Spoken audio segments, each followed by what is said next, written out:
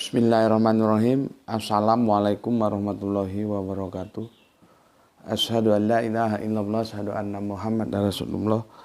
Allahumma sholli ala sayyidina Muhammad wa ala ali sayyidina Muhammad. Kama sholaita ala sayyidina Ibrahim wa ala ali sayyidina Ibrahim fil alamin innaka Hamidum Majid. Sebelumnya kita panjatkan dahulu doa kepada Gusti Allah Agung untuk saudara-saudara kita yang telah memberikan sholawatnya kepada channel dakwah ini, sehingga channel ini dapat dengan setia eksis hadir dalam ruang-ruang diskusi kalian semuanya dimanapun kalian berada. Tentu dengan sebuah harapan, insya Allah sholawat itu akan menjadi catatan langit amal soleh bagi mereka dan keluarganya kelak, dan insya Allah akan terbalaskan dengan balasan yang lebih baik lagi. Kemudian untuk seluruh viewer terkasihku dimanapun kalian berada, di mancanegara, di dalam negeri, aku ucapkan terima kasih atas apresiasinya. Semoga selalu always dan tidak pernah never tetaplah bertumbuh menjadi satu pribadi tangguh, yaitu anti skip dan anti download. Bagi yang berkenan silahkan saja di share, tapi linknya ya, link kajiannya. Jadi jangan diunduh lalu dipotong-potong kemudian diunggah ulang. Aku tidak pernah kasih izin untuk hal-hal yang demikian. Kemudian dari semuanya lah ya, aku nggak bisa sebutkan satu persatu. Terima kasih atas doa-doa baiknya untukku dan keluarga, ya, dan semoga kebaikan doa itu juga tercurahkan untuk kalian semuanya. Sebagai sesama saudara kita saling mendoakan dalam kebaikan, dan insya Allah doa kita bagian dari sekian banyak doa yang dikabulkan oleh Gusti Allah Agung. Amin amin ya rabbal alamin. Oke, kita lanjutkan kajian kita, yaitu mimpi dan wahyu, ya.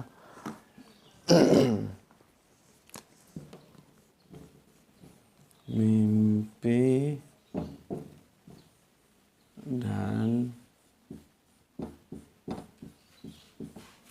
wahyu, ya. Kita akan mengclosingnya, ini seri ke-9 tamat, ya. Kita akan mengclosingnya dengan melihat Quran surat 37 ya. 37 ya, ayatnya yang ke-102, dan nanti 37 ayatnya yang 105. Oke, ini nanti akan kita diskusikan. Kopi morning dulu, pengusir dingin. Bismillahirrahmanirrahim.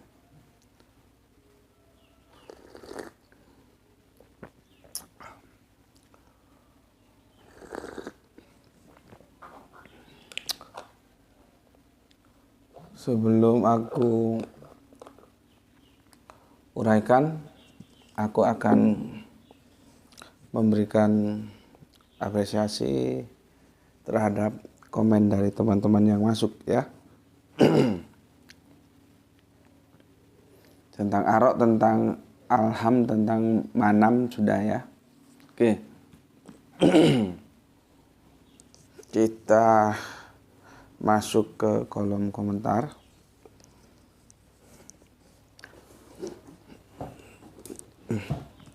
Oke, pertama dari Kang Mas Arif Muksinin, ya. Tuban siap hadir Gus.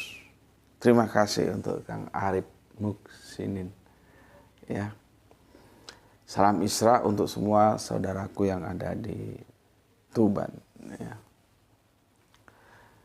Dari Tuban kita terbang ke Palu, ada Soleha kita Gispati. Alhamdulillah Palu selalu always Tuan Guru, salam Isra buat semuanya. Oke, terima kasih, dan terima kasih atas 3 hati merahnya, ya. Salam Isra juga dari sini untuk semua saudaraku yang ada di Palu. Kemudian dari Kang Sahran Gipari, menyimak di pagi hari, cuaca cerah sejuk pagi ini, mantap.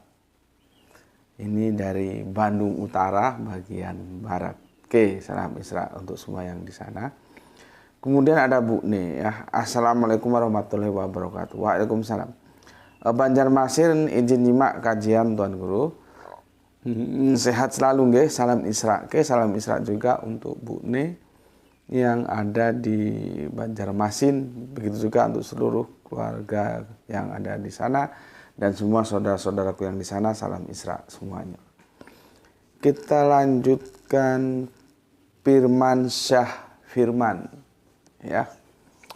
Nggak tahu ada di mana Kang Mas Firman Syah Firman ini ya. Terima kasih ilmunya Gus, sehat selalu. Amin, amin ya rabbal alamin. Oke, terima kasih juga untukmu yang telah meluangkan waktu untuk ngaji bersama teman-teman di sini. Semoga apa yang didapatkan itu semakin mendekatkan kita kepada Gusti Allah, kepada Kanjeng Nabi, kepada Islam yang akan merajut bingkai keindahan iman kita. Begitulah harapan dari kita setelah kita ngaji bareng di sini ya. Ilmu-ilmunya, pengetahuan-pengetahuannya itu bisa menjadikan kita lebih dekat lagi. Amin, amin ya rabbal alamin. Salam Isra juga untukmu ya. Gak tahu ada di mana ini Kang Firman Syah ini. Kemudian ini jagoan kita ini yang punya Makassar ini adalah Kang Rasmi Nasmat. Bismillah Makassar hadir Tuan Guru. Salam Isra. Salam Isra juga untukmu saudaraku semua yang ada di Makassar ya. Aku ucapkan salam Isra semuanya. Terima kasih, terima kasih. Kemudian ada Kang soleha kita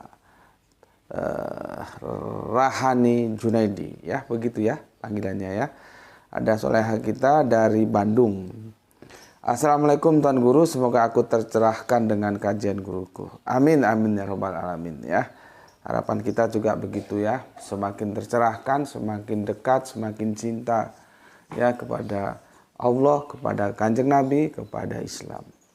Oke, salam Isra semuanya untuk semua saudaraku yang ada di Bandung. Kemudian Kang Mas Didi ya, ini di Brebes ya. Assalamualaikum warahmatullahi wabarakatuh. Waalaikumsalam. Nyimak Gus, monggo monggo. Salam Isra untuk semuanya yang ada di Brebes. Kemudian sesepuh kita Bapak Abdul Muluk. Assalamualaikum, waalaikumsalam.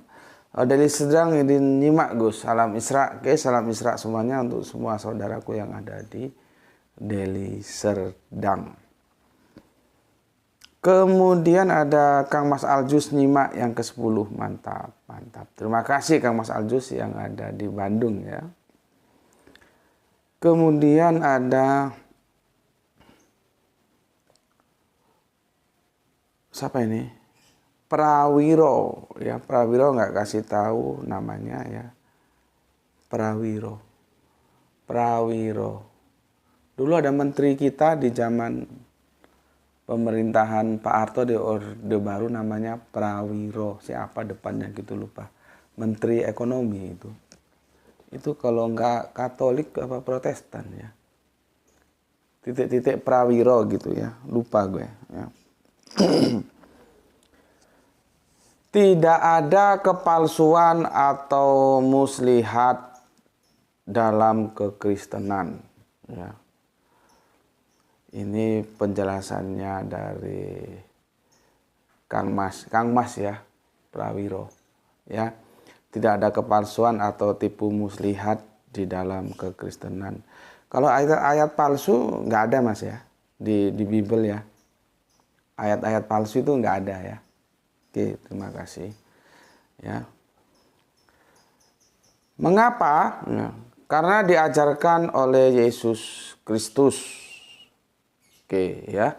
Jadi Yesus Kristus mengajarkan Tritunggal Mas ya. Jadi Tuhan itu seperti apa? Gado-gado gitu ya. Tapi bagaimanapun meskipun tiga tetap aja satu gitu ya. Yesus mengajarkan itu ya. Manusia tanpa dosa. Oh iya. Jadi Yesus itu manusia tanpa dosa ya. Mungkin dia lagi iseng aja jadi dibaptis ya sama Yohanes Pembaptis ya. Jadi manusia tanpa dosa, bersih itu adalah Yesus. Karena apa? sudah dibaptis, jadi dosanya sudah bersih, dibaptis sama Yohanes Pembaptis. Maka dari itu Yohanes disebut Yohanes Pembaptis, dan membaptisnya bukan dipercik, bukan disiram-siram, tapi langsung di Sungai Yordan, Mas ya. Jadi dosanya Yesus sudah bersih karena sudah terhanyut di Sungai Yordan, dibaptis oleh Yohanes Pembaptis ya, Mas. Oke. Yang merupakan jaminan kebenaran ajarannya. Oh, jadi ajaran Yesus itu dalam kekristenan itu benar ya. Jadi Tuhan Tritunggal juga benar ya. Tuhan Tunggal benar ya. Yesus itu adalah Bapa, dia adalah Putra, dialah Roh Kudus juga benar ya, Mas ya. Jadi semua konsep Tuhan yang gado-gado itu benar gitu ya, Mas ya. Mantap, mantap.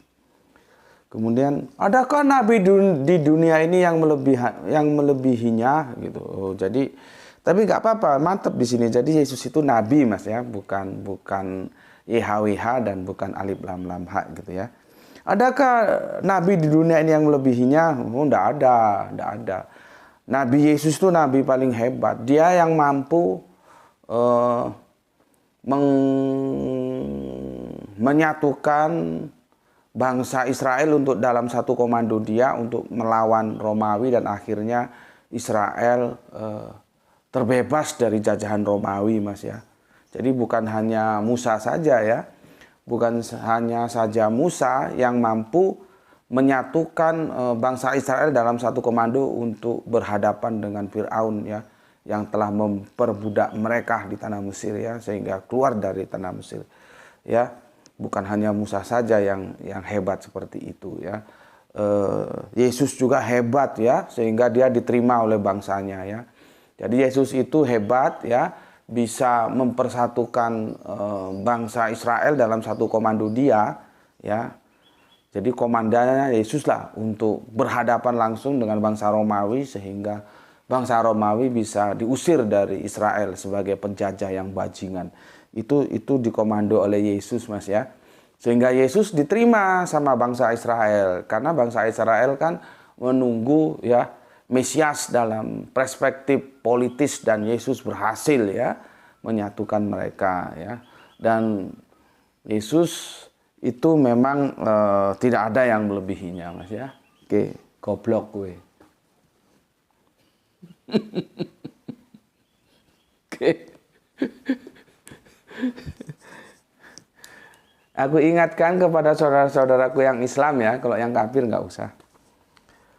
Dalam ajaran kita di Al-Quran itu sudah dijelaskan, kita tidak boleh membanding-bandingkan ya. Satu nabi dengan nabi yang lain itu tidak boleh dibanding-bandingkan. Karena masing-masing nabi itu diberi peran-perannya tersendiri ya. Tidak ada satu nabi lebih hebat dari nabi lain pun tidak ada. Semua sama. Jadi kita tidak boleh membanding-bandingkan. Ya. Tapi kalau di kekristenan ya seperti ini. Membanding-bandingkan. Nggak tahu itu ajaran siapa gitu ya. Nggak boleh. Semuanya dari mulai Kanjeng Nabi Adam sampai Kanjeng Nabi Muhammad ya, itu harus kita hormati ya. Itu ajaran dalam Al-Quran yang disampaikan ke kita oleh Kanjeng Nabi Muhammad. Jadi kita tidak boleh membanding-bandingkan. Jadi kalau ada tetangga sebelah yang membanding-bandingkan, ya itu urusan dia ya. Cuman tadi itu ya sudah aku kasih apresiasi. Kadang-kadang kegoblokan itu nggak disadari gitu ya. Oke, terima kasih. Sekarang kita lanjut ke kajian kita ya. Bismillahirrahmanirrahim. Minum dulu karena enggak puasa. Alhamdulillah.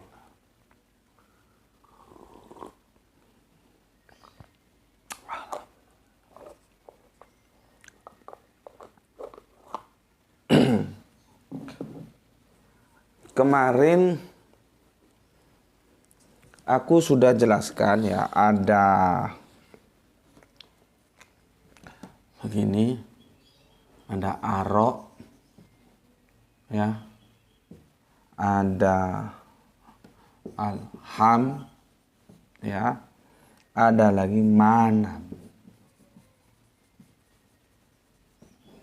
Ini semua mengerucut dalam satu arti dalam edisi kita, yaitu mimpi. Ya. Ini hanya mereview saja ya. Kita sudah tahu aro itu mimpi yang benar, yang hak, ya. Di mana Kanjeng Nabi Muhammad menerima Al-Fatihah itu dalam konteks aro, ya. Kemudian alham itu mimpi yang berupa angan-angan kosong gitu ya. Kemudian manam itu mimpi yang kontekstual, ada peristiwa-peristiwa yang menjadi behind screen-nya. Contohnya di surat Al-Anfal itu ketika perang Badar, ya. Oke. Mimpi, ya. Sudah ya. Sekarang aku hapus yang alham karena itu tidak menjadi pembicaraan kita.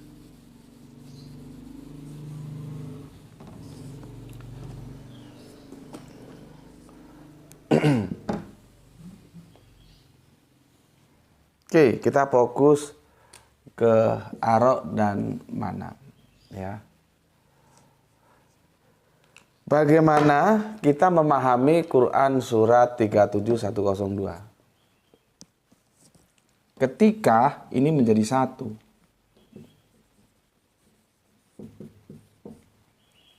Ya. Ketika ini menjadi satu. Apakah mimpi dalam mimpi?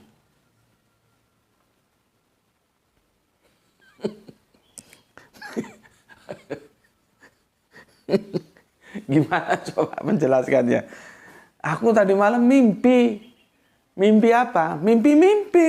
Gitu loh. Jadi ada mimpi di dalam mimpi. Di dalam mimpi dia bermimpi.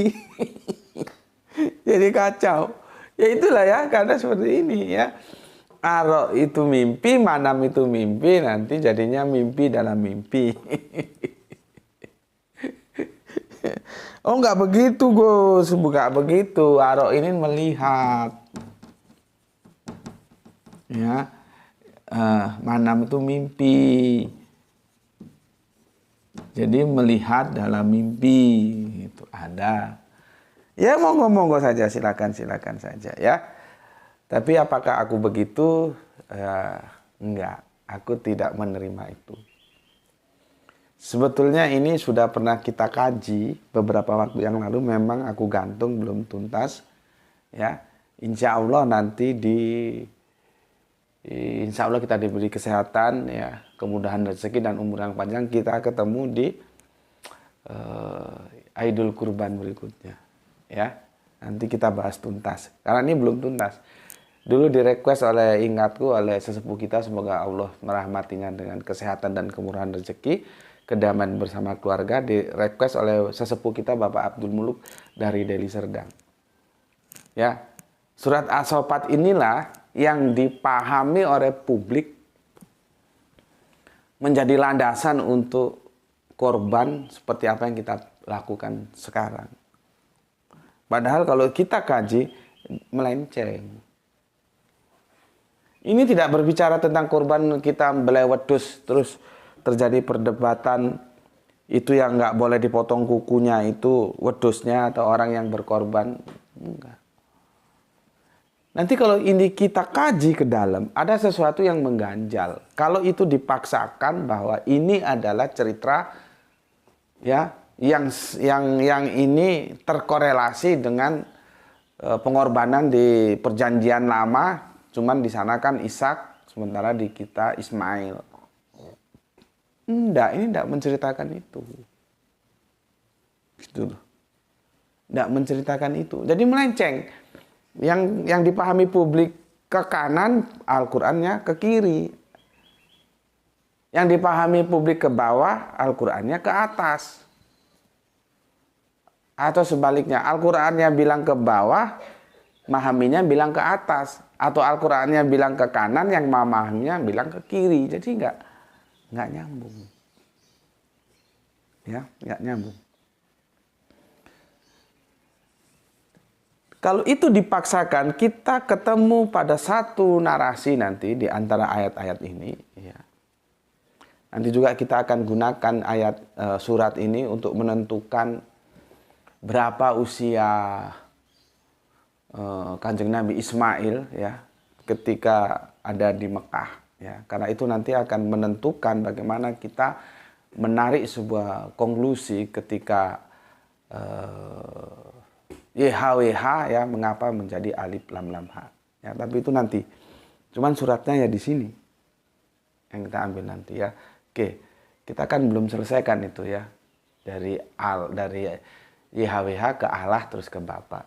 Oke, sementara kita ke sini dulu ya. Hati-hati dalam memahami Al-Quran, itu ada bahasa-bahasa yang itu metafor. Ya. Kita harus ingat dalam kitab suci apapun, itu bahasanya memang begitu. Ada yang harafiah, ada yang metafora. Ketika kita memahami yang harafiah dalam metafora, atau sebaliknya metafora dalam harafiah, maka dia akan misleading. Ya.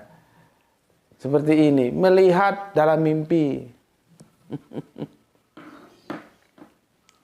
Aku tolak.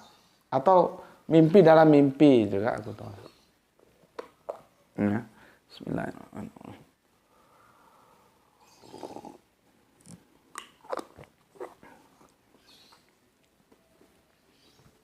Kita baca dulu lengkapnya ya. Ayat ini lengkapnya seperti apa. Kamu bisa buka Al-Qur'anmu ya. Gini, Bismillahirrahmanirrahim. Surat As-Saffat 37 ayat 102 dulu ya, 102. Falama balago ma'ahu sa'ya khola ya bunaya ini aro fil manam ya, jadi ada aro fil manam ya, gini aro fil manam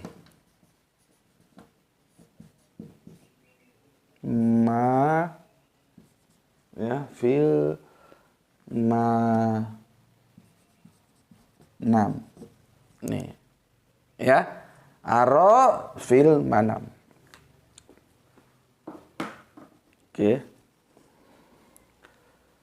Ani asbahuka. Asbahuka sudah kita bahas ya. Yang belum tahu tolong dilihat videonya supaya bisa gampang mengikuti kajianku. Asbahuka. Nanti bisa Rini bantu ya. Rini Sadrani ya. Sudah kita bahas itu tentang asbahuka itu ya. Fangzur ma'aza. Taro. Ya. Jadi di atas tadi aro, nanti di bawah taro. Ya. Yang atas ku, yang bawah mu. Aroku, tarokmu.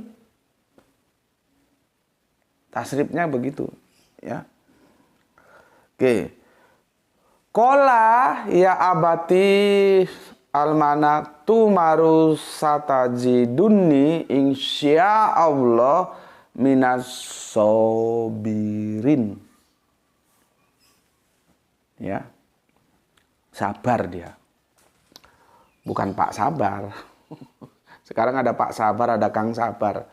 Yaitu sih doa semoga orangnya bisa menjadi sabar itu, karena nama adalah doa gitu ya. Kalau ini sabar sifat ya. Ya. Jadi begini. Kita lihat terjemahan umumnya dulu ya. Terjemahan umumnya supaya kita bisa mengkomparasi nanti ya. 102. Ya. As-Saffat ya 102. Begini, maka ketika anak itu sampai ya sa'ya itu bisa berusaha. Sa'i, lari-lari. Ya. Maka ketika anak itu sampai pada maksudnya sanggup gitu ya, sanggup berusaha ya. Seperti Bunda Hajar itu kan berusaha dia. Ketika Kanjeng Nabi Ismail kecil, kehausan ya, sementara air susu bunda kita itu ya karena diterik panas yang seperti itu ya, tidak keluar atau gimana gitu.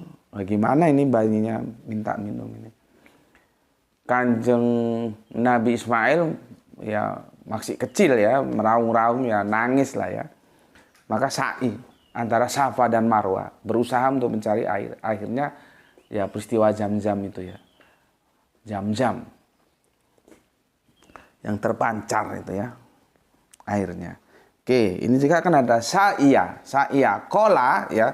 Maka ketika anak itu sampai pada sanggup, maksudnya sudah sanggup itu, sampai pada umur sanggup, berusaha bersamanya bapaknya, abahnya Kanjeng Nabi Ibrahim ya, berkata, wahai anakku, sungguh aku bermimpi. Nah, di situ menjadi bermimpi dia.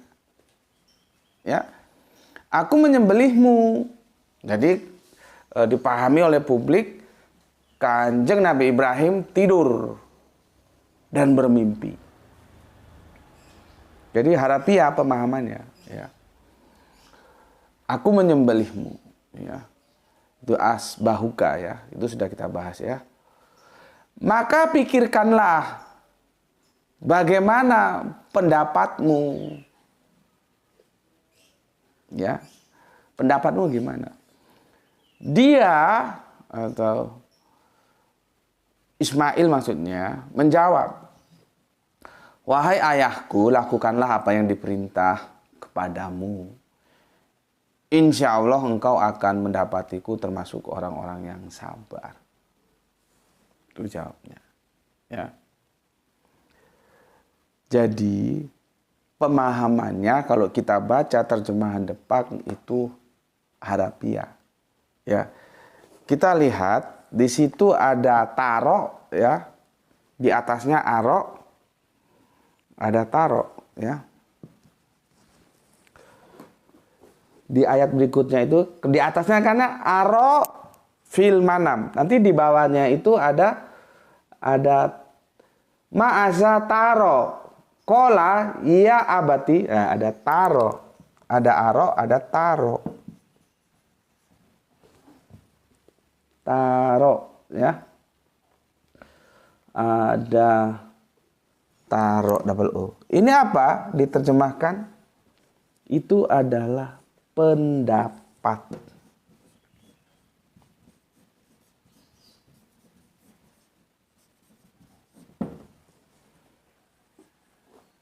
Ya. Pendapat. Maka berpijak dari ini gue kalau lu setuju ya lu ambil, kalau nggak setuju ya nggak usah. Ya, maka ini itu tidak bisa diterjemahkan harafiah melihat dalam mimpi. Ini diterjemahkan sama juga pendapat.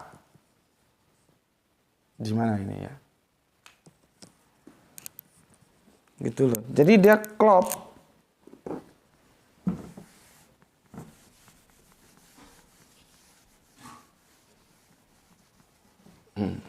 Ya.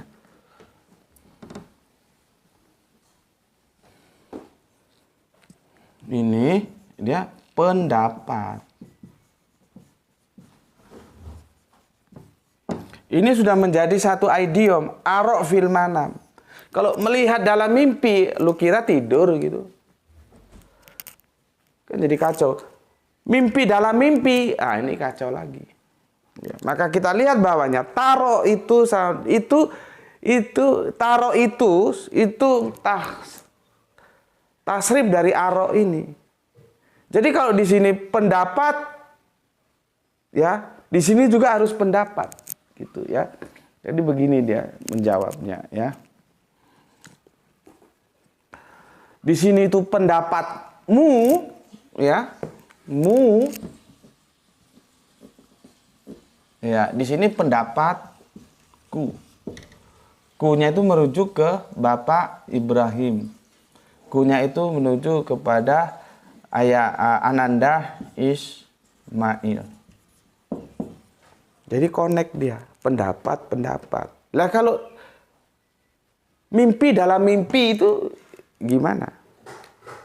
Melihat dalam mimpi ya agak lumayan lah, tapi enggak.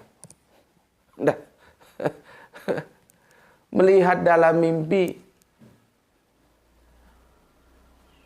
Jadi aku melihat diriku menyembelihmu asbahuka gitu. Aku mimpi dalam mimpi. Gimana, kacau. Maka ini aku menganggap satu idiom, dia nggak bisa diterjemahkan per kata. Jadi arok fil manam itu pendapat.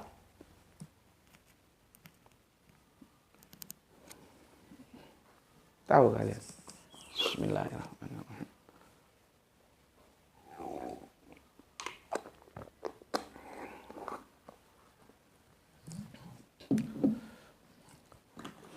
Gue kasih pengantarnya ya.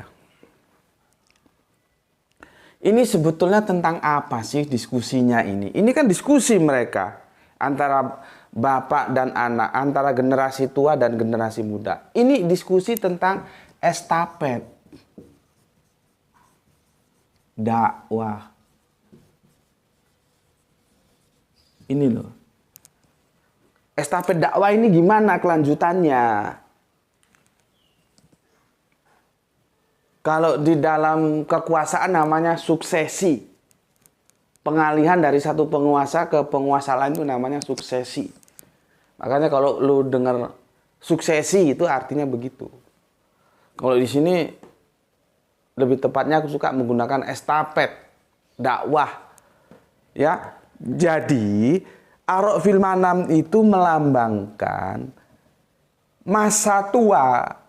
Bapak Ibrahim itu sudah memasuki usia tua, usia lanjut. Terus siapa yang meneruskan dakwah ini? Itu loh maksudnya. Bukan beliau wedus. Kamu itu kacau, gobloknya nggak hilang-hilang. Nanti di situ kalau kita lanjutkan aneh. Kalau dipaksakan beliau wedus, karena yang namanya dibelah itu mesti leher. Nanti di situ, tapi seperti aku katakan, insya Allah akan kita jelaskan kemudian. Ada bagian tubuh yang tidak merujuk kepada leher, gitu, ya. Jadi aneh. Makanya aku bilang, ya, ayat ini sering dipahami secara salah, ya, secara salah oleh. Nanti kalau gue bilang ulama, nanti ada yang nggak terima. Gue bilang kiai, ada yang nggak keterima. Sebetulnya ulama kiai itu manusia.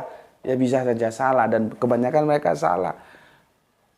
Bayangkan, baru khotbah dengan semangatnya, ketika anak masih kecil-kecilnya, ketika anak masih disayang-sayang, sekian tahun menunggu, tiba-tiba disuruh menyembelih, gitu. Dia nggak tahu.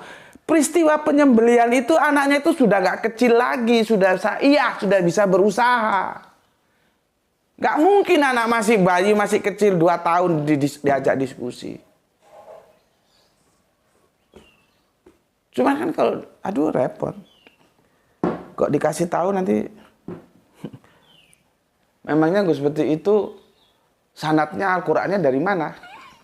Kok tanya sanad, kon goblok. Ya, lihat aja apakah omongan gue itu tidak berdasarkan Al-Qur'an enggak. Atau lu bantah saja. Kalau lu nggak terima, nggak usah ngomong sing sanad sing iki. Lu kira kiai-kiai ulama-ulama itu nabi ya, nggak bisa salah. Dilihat dari kerangka berpikirnya aja sudah jelas salah kok.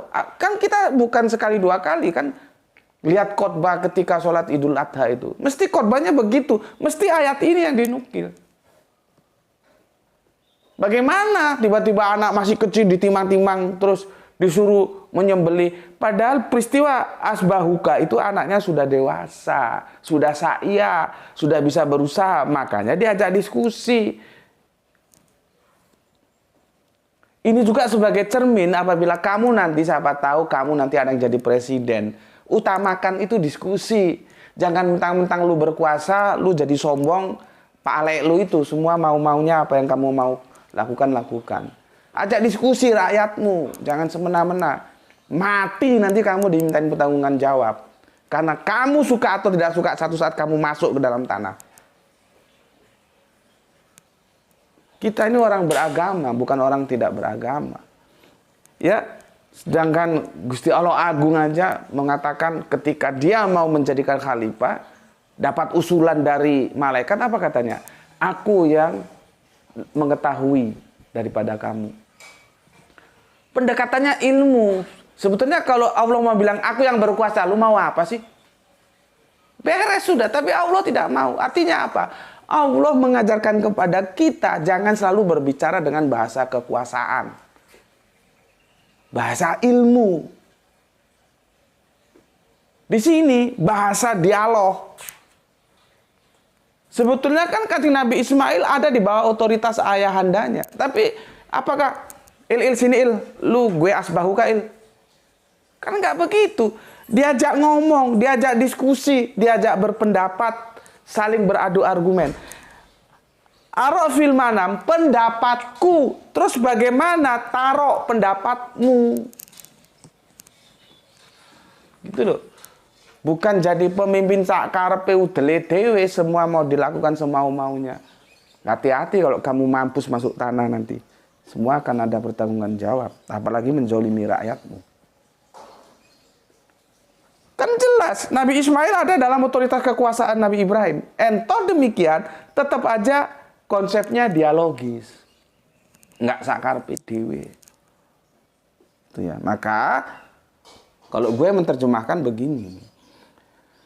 Maka ketika anak itu sampai pada umur sanggup berusaha bersamanya, ya, berkata, wahai anakku, sesungguhnya aku berpendapat,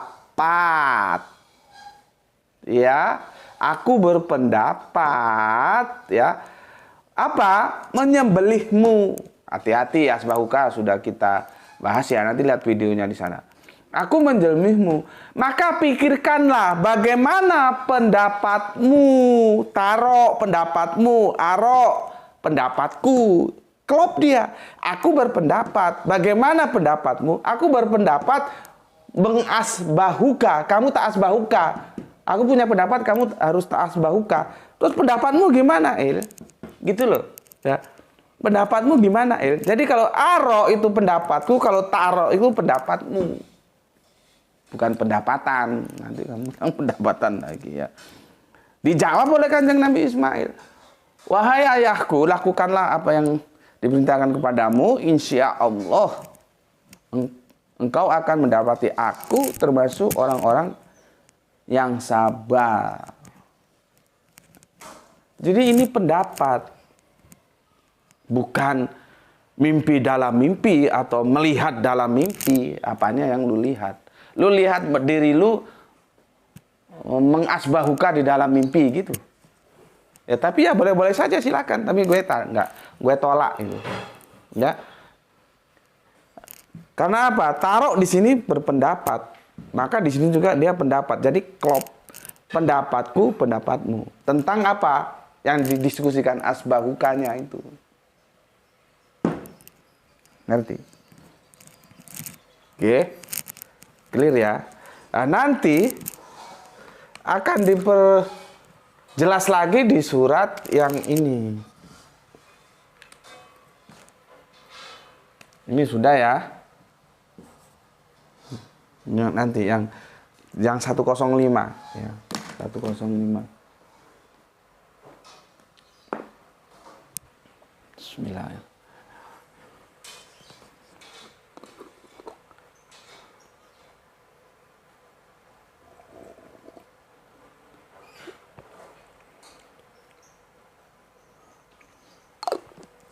Jadi gue kasih tahu sama lu semua ya.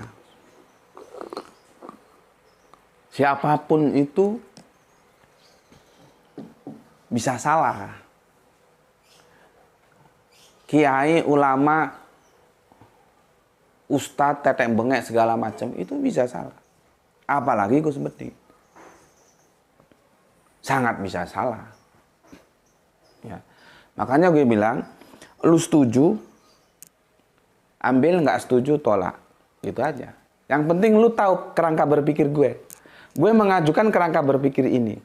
Sebetulnya dalam kita melihat sebuah permasalahan dan memecahkannya, lihat dulu kerangka berpikirnya itu apa. Bagaimana? Lompatannya itu seperti apa? Ini jelas melompati kerangka berpikir umum. Yang gue katakan ini tidak melatar belakangi sebuah ibadah korban ketika kita menyembelih wedus atau sapi atau apalah atau kambing, enggak. Ini estafet dakwah. Aku ulangi lagi, Kanjeng Nabi Ibrahim itu sudah merasa di masa tuanya, terus dakwah ini siapa yang melanjutkan? Ya siapa lagi kalau nggak putranya? Kan gue sudah ngomong ya, Gerah itu berapa kali gue asbahuka. Sampai akhirnya telat sekolah gue dipanggil gurunya. Gerah itu punya kehidupan. Gue punya kehidupan. Nah, tinggalkan kehidupanmu, ikuti kehidupan bapak. Akhirnya dia sering telat dipanggil. Ya, Kanjeng Nabi Ismail itu punya kehidupan. Bapak Ismail punya kehidupan. Gitu loh. Kan gue sering bilang, kita itu adalah kita. Anak kita itu dia bukan kita, dia punya kehidupan sendiri gitu loh. Makanya jangan main paksa-paksa, ajak dialog. Gitu loh. Ya. Nah, kehidupannya Bapak Ibrahim itu dakwah. Dalam dialog ini, nah, tinggalkan kehidupanmu, lanjutkan kehidupan Bapak, dakwah. Itu loh.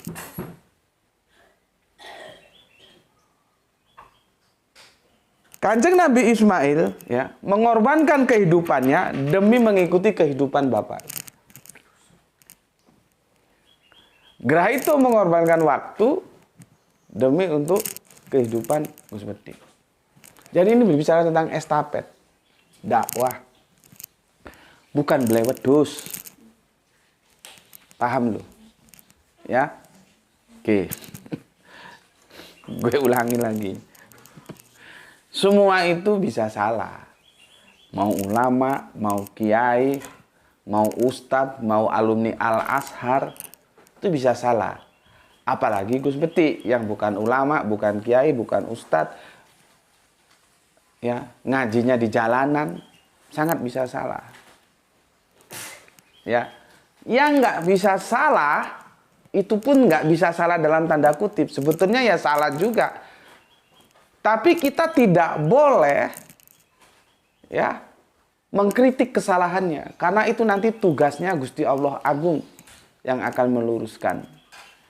Maka dengan itulah ya kita sebut beliaunya itu maksum. Yang punya sifat maksum itu siapa? Tiada lain kecuali Kanjeng Nabi. Tuh. Jadi gue memahami maksum itu bukan tidak bisa salah. Kanjeng Nabi beberapa kali salah tentang madu, salah ya. Apalagi itu ya. Tentang apa namanya? Berwajah masam itu, mie maktum itu salah. Ya. Tapi kita tidak boleh mengkritik. Nanti yang membenarkan Allah sendiri. Jadi maksum itu sebetulnya bukan tidak bisa salah, tapi tidak boleh dikritik oleh kita. Nanti Kanjeng Nabi salah, Allah yang akan membenarkan. Kenapa Kanjeng Nabi salah? Lah Kanjeng Nabi itu manusia. Manusia kan tempatnya salah dan dosa. Jadi Nabi itu manusia. Konteksnya jelas kalau di kita Islam. Nabi itu ya manusia, bukan malaikat, bukan Allah. Malaikat ya malaikat, Allah ya Allah, manusia ya manusia. Jadi couplingnya jelas. Nggak amburadul, nggak karuan gitu. Kadang-kadang Nabi, kadang-kadang Allah. Nanti kadang-kadang Allah, kadang-kadang Nabi. Itu kan amburadul nggak karuan. Kalau di kita jelas. Nabi ya Nabi, Allah ya Allah. Allah bukan Nabi, Nabi bukan Allah. Nabi itu siapa? Ya manusia. Hamba. Itu loh ya. Nggak ada ceritanya Allah menjadi hamba atau hamba menjadi Allah. Ya kalau di tetangga kita ya terserah aja kalau mereka begitu. Kita nggak clear ya. Jadi kenapa Nabi salah? Ya jelas orang dia manusia kok, bukan malaikat, bukan apa-apa. Cuman ketika salah, kita tidak boleh mengkritiknya. Itulah yang disebut maksum. Ya. Oke. Sampai di sini ya. Jadi ini pendapatku di asbahuka. Pendapatmu gimana anakku Ismail gitu ya. Oke. Sekarang kita lihat di 37105 ya.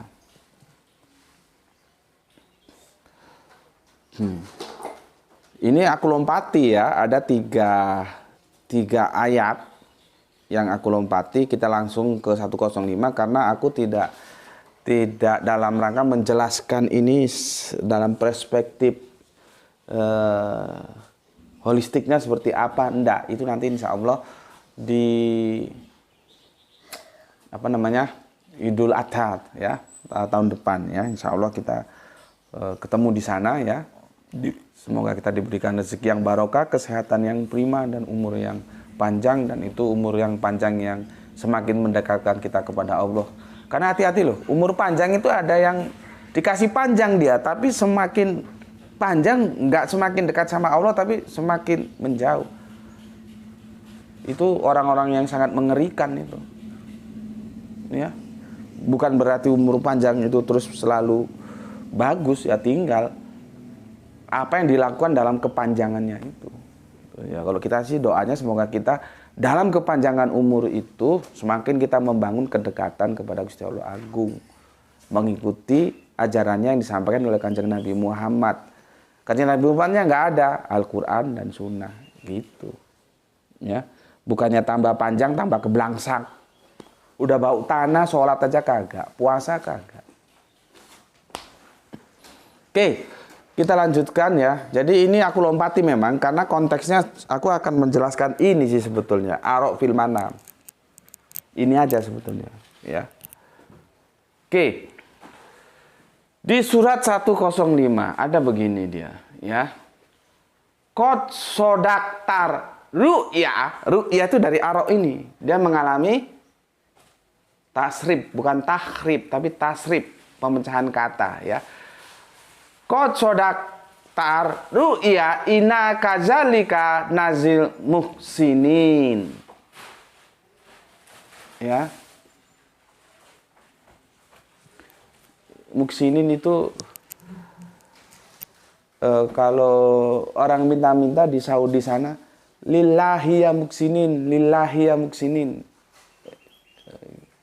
Lillahi atau wallahi gitu. Ya muhsinin gitu. Artinya wahai orang yang baik, wahai orang yang baik gitu. Ya baik karena Allah gitu ya. Begitu caranya ya. Oke, begini. Sungguh engkau telah membenarkan, bukan mimpi, ru'ya di sini bukan. Karena di sini kita pahami pendapat. Maka sungguh engkau telah membenarkan pendapat itu. Pendapatnya siapa? Pendapatnya abah, pendapatnya bapak, pendapatnya abi, pendapatnya Romo. Romonya siapa? Romo Ibrahim. Ya, engkau sang putra Ismail membenarkan pendapat itu. Sungguh demikian kami memberikan balasan kepada orang-orang yang berbuat baik. Jadi bukan sungguh engkau telah membenarkan mimpi itu. Mimpi apa? Enggak connect dia. Pendapat ya. Di ini 102 ya. Terus ini juga 105 itu ya ini pendapat juga. 105. Ya, pendapat itu ya. Jadi ya dikatakan di sini ya Qad sodakta ru'ya, ya. Sungguh engkau telah membenarkan pendapat itu. Sungguh demikian kami memberikan balasan kepada orang-orang yang berbuat baik, ya. Jadi ada pendapat. Pendapatnya siapa? Pendapatnya Romo Ibrahim tentang apa? Tentang asbahuka. Terus bagaimana pendapatnya Kanjeng Nabi Ismail? Ya, Kanjeng Nabi Ismail ternyata ya dia membenarkan pendapat itu tentang asbahuka itu. Ya, pendapatnya siapa? Pendapatnya Romo Yai. Kok Romo Yai? Pendapatnya ramanya, bapaknya, abinya, abahnya, yaitu Kanjeng Nabi Ibrahim. Jadi klop dia. Pendapat. Itu taro, ru'ya. Itu satu jader, satu akar kata. Dia mengalami tasrif. Ya. Jadi selesai sudah ya. Kajian kita di seri yang ke-9 mimpi dan wahyu. Ya. Insya Allah besok kita akan melanjutkan tentang Al-Fatihah sudah ya. Yang belum aku jelaskan itu bagaimana kedudukan Bismillah di Al-Fatihah. Dan kenapa kok kita mengucapkan amin. Sedangkan di surat Al-Fatihah itu tidak ada amin. Ya. Ya. Siratal ladzina an'amta alaihim ghairil maghdub alaihim waladdallin. Selesai. Tidak ada amin. Lalu kenapa kok ada amin? Insya Allah ya semoga kita diberikan rezeki yang barokah, kesehatan yang prima. Akan kita kaji besok. Ya, besok. Jadi ini tamat. Clear ya? Ini adalah aku menganggapnya sebagai idiom. Dia aku artikan pendapat, tidak diartikan perkata. Ya, pendapat. Pendapatku, pendapatmu, engkau telah membenarkan pendapat itu. Pendapat tentang apa? Tentang asbahuka. Apa asbahuka? Lihat di video yang lalu. Gitu. Oke. Dan aku tegaskan lagi, ya. Setuju ambil. Nggak setuju tinggalkan. Selesai. Ya. Minum dulu. Bismillahirrahmanirrahim.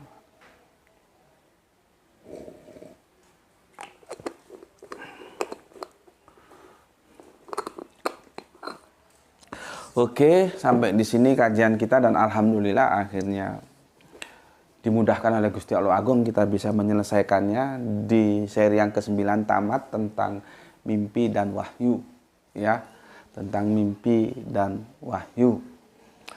Pesan aku jaga Allah, jaga Kanjeng Nabi, jaga Al-Quran, ya, jaga sholatmu dalam bingkai keimanan, keislamanmu dalam keindahan yang sangat-sangat indah menjadi milik pribadimu yang paling dalam, simpan dia dalam hatimu.